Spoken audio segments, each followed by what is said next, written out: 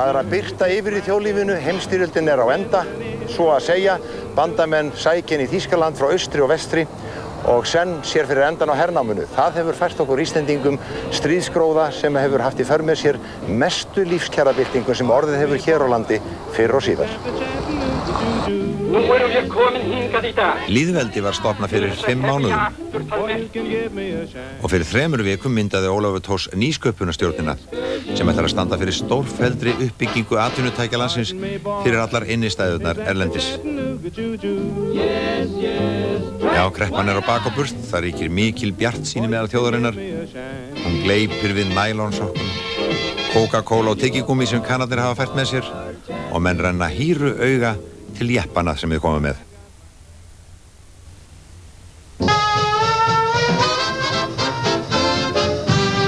Það er því létt yfir bæjarabragnum. Hér á Hótel Borg hljómar dægur tónlistin út yfir Austurvöll þegar að lög vinsælasta hljómsveitarstjóra heims Glenn Millers eru leikin undir dunandi dansi. Menn gleðjast við spaug og spé, svo sem Harald Á Sigurðsson leikara fór inn í versluna sem afgreiðslustúlkan var alveg upptekin að spjalli við 2 hermenn og sinnti ekki Haraldi. Hann gafst upp, en þegar hann var að fara út úr dyrunum kallaði stúlkan á eftir honum: "Ætlarðu að fá eitthvað?" "Æ, það er allt í lagi," svaraði Haraldur. "Ég kem bara þegar stríðið er búið."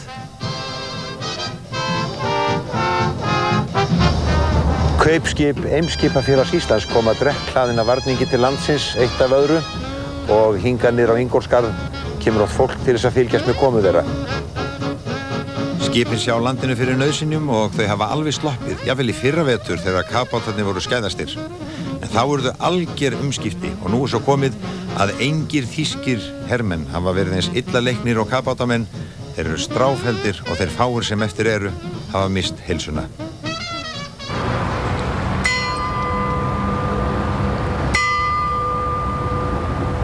Klukkan er 12. Goðafoss, stærsta farþegaskip sem Íslendingar ráða yfir, er væntanlegur hingað í dag. Hann er í skipalest sem er nýkomið frá hjá Reykjanesi. Borð er Hafliði Jónsson vélstjóri sem er orðinn 60 og lofar Pétri 17 ára syni sínum að fara með sér í síðustu ferð sína áður en að fara á eftirlaun. Það er á 50 manna borð. Pétri var búinn að suða í mörg árum að fá að fara þessa ferð og nú er það loksins orðið að veruleika. En bróðir hans Gísli hefur frétt af Goðafossi við Reykjanes, mamma sagði hirta, og hann ætlar niður að Höfn. Ég fæ frí í vinnunni eftir kaffið og ég og bróðir minn keyrðum niður á Höfn til að sjá hvort það væri nokkuð farið að skipið væri komið. En það við sáum ekkert skip sem líkt í Goðafossi, við þekktum það nú eins og skot. En þá keyrðum við hingað út á Seltjarnarnes og kíktum yfir og sáum ekkert skip sem að gæti verið. Og fórum þá aftur heim og ég var alveg viss að þetta hefði verið misskilningur. Þetta hefði ekkert verið Goðafoss, það gæti ekki verið. Meðal farþega á Goðafossi er læknisfjölskylda. Glæsileg ung hjón, Friðgeir Ólafsson og Sigrún Brím, og 3 börn þeirra með þeim, Sverrir, Óli og Sigrún. En skipið hefur tafist.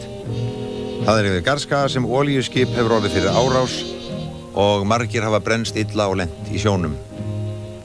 Læknishjónin fá nóg að gera og ung stúlka, Áslaug Sigurðardóttir, reynir að annast börnin á meðan. Skipið er fljótlega komið aftur á skrið, sveigi fram hjá Garðskaga.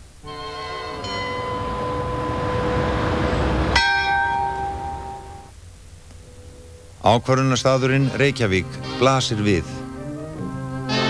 Hættuför yfir úthafið að baki og þrátt fyrir þetta áfall sem þau urðu vitni að við Garðskaga þá hefur fólkinu samt sem áður létt. Ættingjar og vinir í kappfæri. Sko, mann fannst það nú og sannast að segja að þá erum við komnir þarna inn fyrir Skaga. Allir að búa sig undir heimkomuna. Menn voru að snyrta sig og hafa sig til. Það óvenjulega mikið reisni við Goðafossi þar sem hann skríður hér inn á flóann því að á þilfari trónir viðhafnarbifreið sem send til Íslands í sérstöku tilefni af lýðveldisstofnuninni. Það var að segja að hann var gjöf frá forseta Bandaríkjanna skilst til forseta Íslands og hann var þarna í góðum umbúðum, góðum kassa. Það var Packard Clipper sem var þarna á dekkinu.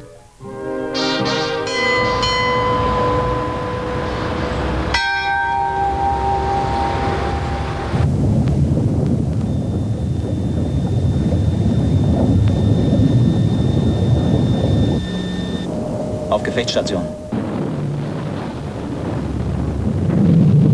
Ég rotaðist tíma og skipstjóri var í brúnni líka og hann rotaðist líka. Og þegar þú rankaði við þér þá var það liðin einhver mínútur? Það var ekki, 2 mínútur kannski. Þá bað skipstjóri með að fara í flautuna og flauta. Og því þetta var líkast því sem að það væri verið að kremja eins og eldspýtustokk sem var að verið að mala niður, eitthvað sem var mala niður í höndunum. Það var hljóðið og lætin og ég ger ráð fyrir því að megnið af sprengingunni hefði ekki heyrt hana. Ég heyrði hann ekki. Því það var bara það sem var að brotna í kringum mig og að það þetta tók ég eftir. Ég var rétt fyrir framan borðsalinn og var að líta eftir drengjunum sem voru með okkur börnin hans Friðgeirs, Læknis og Sigrúnar af því að læknishjón foreldrarnir voru að sinna sárum skipsbrotsmannanna. Og Sverrir litli var svo órólegur og ég var svona að reyna að tala fyrir honum. Þá var það allt í einu svo sprenging og varð myrkur. Og ég greip drenginn hérna á gólfinu því að ölkassar voru rétt hjá og þeir voru næstu farnir á hann. Og svo þegar bara eftir andartak þá sá ég bara opið hafið. Það var skipið klofnað í tvennt. Goðafossi 2-3 mílur austan við Garðskaga. Margir sem voru undir Tiljum fórustu sprenginguna.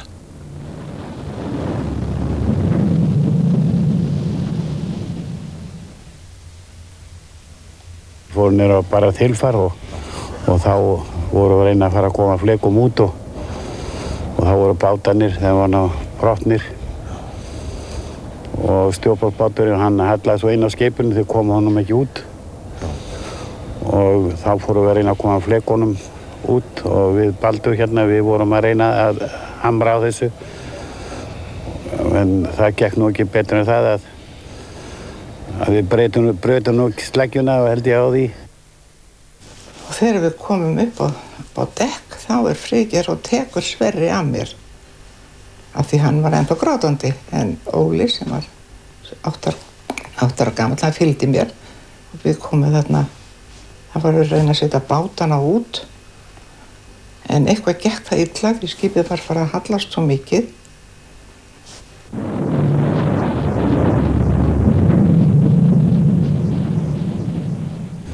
Nú og þetta gekk nú ekki, við fórum babelsmegin líka og það gekk ekki heldur og stýrimaðurinn, hann Þórir, hann var þar að reyna og við hjálpaðum en við komum ekki út og þá fórum við aftur stjórnbólsmegin og við gátum ekki hreyft þetta nema þá fórum við aftur og ætluðum að athuga málið þar en ég sneri við aftur einhvern veginn og setti öxlina undir spjaldið og þá gaf það sig. Það fór ég upp, sagði skipstjórinn að fara upp í 1 bátinn að losa hann En þegar skipið fór að halla aftur til í stjórnborða, þá lá það fyrir bara að báturinn myndi hvolfa.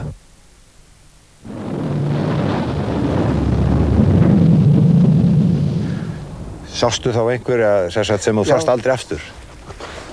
Vissulega, ég talaði við fólk og það var sérstaklega ein manneskja sem talaði við mig og segi, manstu hvað ég var að segja þér? Ég sagði að dáinn pabbi minn hefði komið til mín í draumi og sagt, nú færðu að koma til mín. Og ég segi, en þú að fá þig bjargbelti hérna. Það alveg tilgangslaust. Það hefur ekkert að segja, bara tefur fyrir.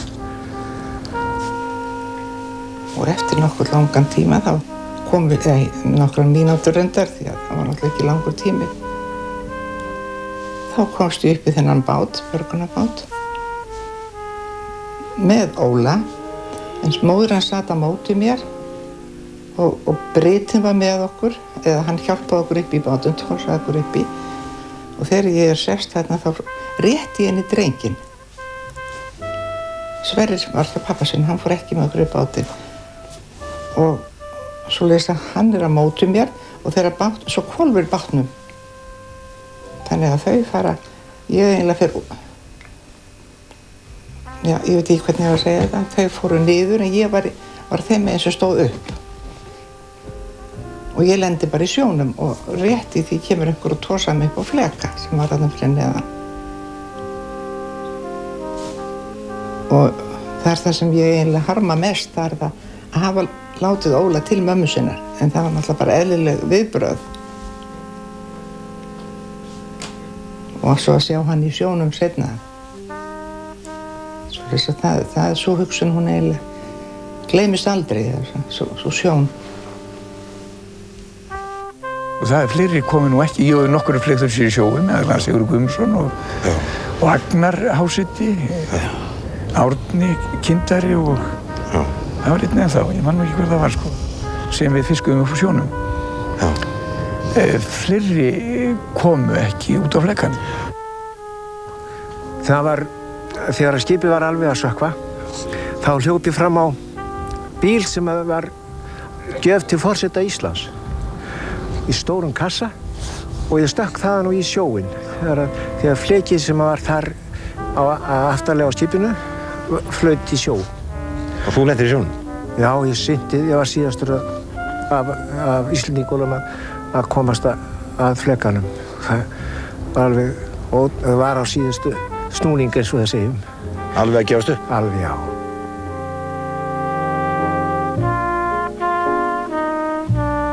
Og rétt á eftir mér kom básmaður af olíuskipinu og það var dálítið nöpur sjón að sjá þennan mann sem var búið að reifa því hann hefði orðið fyrir brunasárum morguninn og það var búið að reifa hann allan og hann var þarna að svamla í söltu vatninu skaðbrendur. En hann lét sér ekki bregða og synti þarna alveg eins og hann væri bara í venjulegri sundkeppni. Og hann var síðastur á flekan sem við vorum. Það var svo kalt, við vorum svo blaut, það var mikill sjór í flekanum. Vantaði allar hlífar. Við gátum ekki náð hlífunum sem áttu að vera í kring af því það hafði engin hníf eða engin þess að losa böndin. Nú við vorum að reyna að hressa hvert annað. Nú svo var farið að gantast með það að ég væri nú þarna, mér hlýtti að verða bjargað. Ég myndi ekki fara, ég hefði sagt spádóm sem hefði verið spáð fyrir mér 2 árum áður. Og það var einmitt skipsmaður á Brúafossi þegar ég var að fara út, hann hefði sagt að las í lóan á mér. Og svolítið, ég sem afskaplega, finnst mér jarðbundin, lét nú samt. Jú, ég leyfði hann, sagði hvað þetta, þú ert eftir að lenda í sjóslys eftir fáin ár. Þú ert sennilega að fara til Noregs eða eitthvað. Þetta er styrsta ferðin, þú verður 3. ferðin til útlanda. Og ég sagði, hvað vilse þetta? Þetta var bara núna daginn þegar var að vera að kemst að verið að skjóta í kringum okkur eins og alltaf var, það var allt rauðglóandi á þessum leiðum. Þá sagði hann nei og stóð upp og tók, það voru 3 eða 4 bækur í hillu hjá hann, það var nú allt og sumt. Og þar var einn stór doðrantur, það var handalesningabók. Hann fletti upp á henni, þar voru hendur á 2 konum sem hefðu verið á Titanic. Og önnur, það er tígull, skeran 2 línur eitthvað svona. Og önnur hefur alveg eins merki og þú, hún bjargaðist að hinn fórst og hafði það til marks, sagði hann. Skipið sökk á örfáum mínútum. Tölum ber ekki alveg saman manntjónið en athygli vekur að rúmur helmingur áhafnarinnar bjargaðist. En aðeins 2 íslenski farþegar björguðust og aðeins 1 útlendingur af þeim 20 sem voru á skipinu. Það fórust við 43 af 62 sem voru á Goðafossi þennan örlegaríka dag. Og mannskaðin var ennþá meiri. Kafbáturinn U-300 sökti líka þessum dráttabáti sem sendur var til hjálpar. 10 menn fórust. En hverjir voru borð í þessum illskeytta kafbáti? Heimurinn er lítill. Leo Schweitzer hét þýskur piltur sem var bekkjarfélagi Aðalsteins í MA og góður vinur hans. En gerðist kafbátamaður í stríðinu og Aðalsteinn hugsaði því með sér þegar hann veltist á flekanum. Atli skólafélagi minn sem var með mér fyrir nokkrum árum fyrir stríð og við vissi að var á kafbát væri nú á þessum bát sem væri búin að gera þessi ósköp fyrir okkur. En það sem mann þóttu verst, það var eitt báturinn sem að lenti sjónum á hvolfi. Það komust 6 á kjölinn. Já. Og það komst ekki með 1 lifandi þar. Manni fannst það ansið sárt að það skildi ekki byrja á því að reyna að bjarga þeir sem voru á bátskilinu.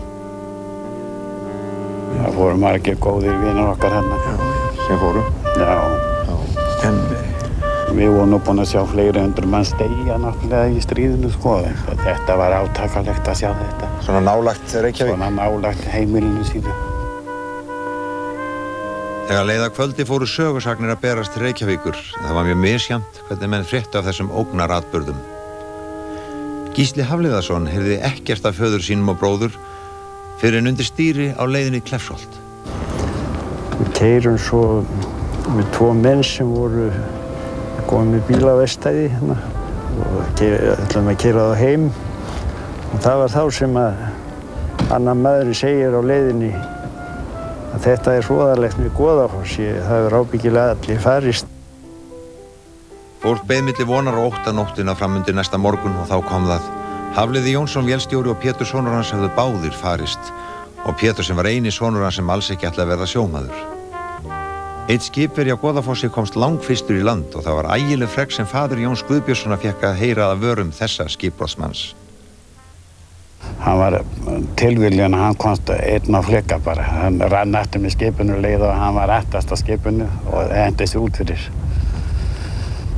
Og pabbi hitti hann og hann spurði mig hvort hann hefði séð mig.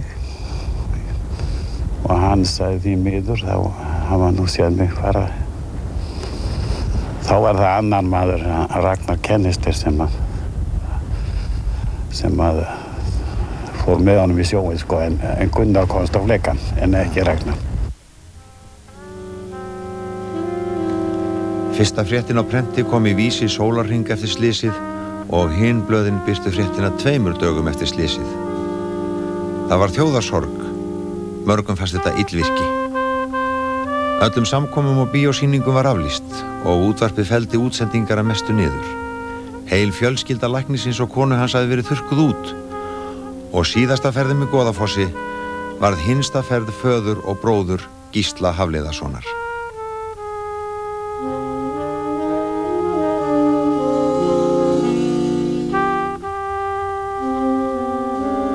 Fánar blökti hálfastöngum alland, rétt eins og þeir gerði í haust eftir ferjuslysið á Eystrasalti. Hlutfallslega samsvaraði Goðafoss-slysið því að Svíar hefðu mist 1500 manns með Estóníu. Það eru 35 ár síðan við Íslendingar höfum orðið fyrir svona stóru áfalli.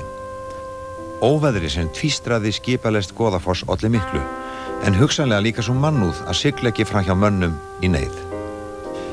Menn hafa deilt þetta fram og tilbaka. Var rétt að stoppa eða hefðu átt að halda áfram? Miðað við þær fyrirskipanir sem þeir höfðu þá áttu þeir að halda áfram. Þeir áttu ekkert að stoppa. En það sá tími hefur væntanlega gefið kafbátnum tækifæri til að komast aftur í skotstöðu og því fór sem fór.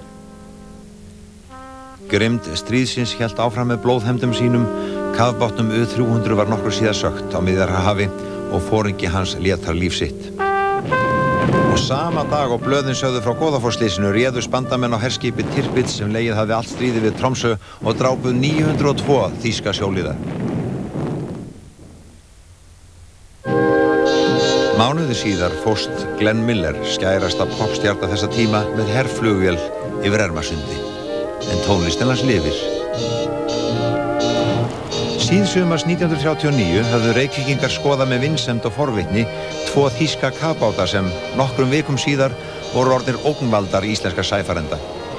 Í sumar gerði svipað þegar 2 þýskir kafbátar kom í heimsókn til Reykjavíkur, menn virtu sem betur fer ekki erfa misgerðir horfinna kynslóða, en ógnvekjandi vígtól eru þetta. Ég fór ekki skoðan, en það er eins og Jói segir, þetta er önnur kynslóð og saga sýnir það að við erum nokkuð fljótir að gleyma.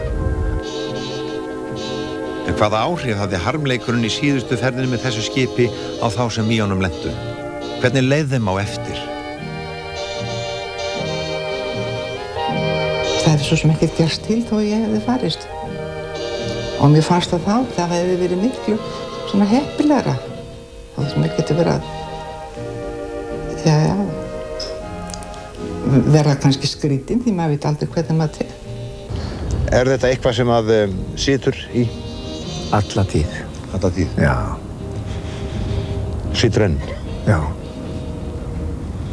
Er þetta eitthvað, þegar þú ert að tala við mig hérna núna, finnst þér það betra að koma þessu frá þér með því að tala það? Já, ég held það.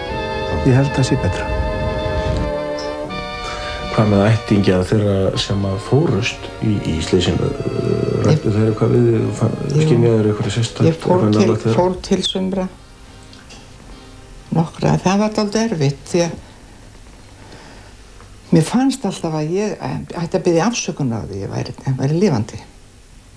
Því endilega ég, því ekki sonur þinn eða dóttur þín. Maður hugsaði þetta hverjum 10. nóvember. Já. Þetta var dapurlegt. Já.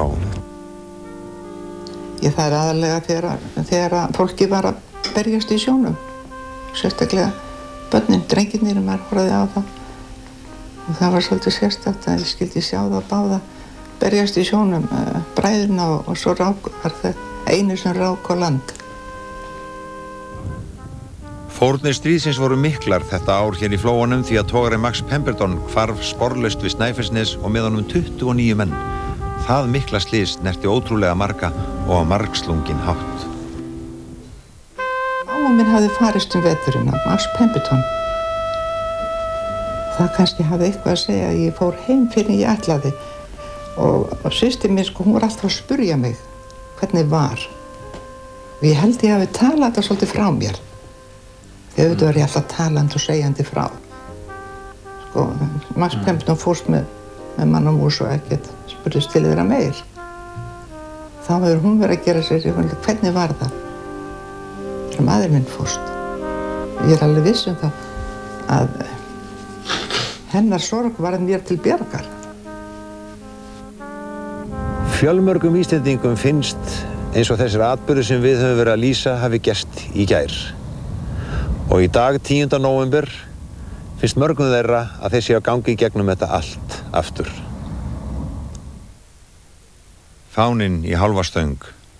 Nokkrir þeirra sem komust lífs af fóru í dag á slysstaðinn við Garðskaga, sem líkja má við kirkjugarð á hafsbotni, líkt á slysstaðinn þar sem glitfaxi hvílur á botninum og grafarhelgi er yfir báðum þessum stöðum í 25 ári viðbót.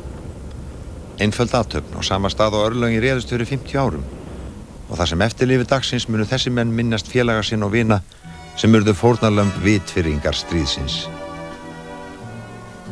We'll meet again, don't know where, don't know when, but I know we'll meet again some sunny day.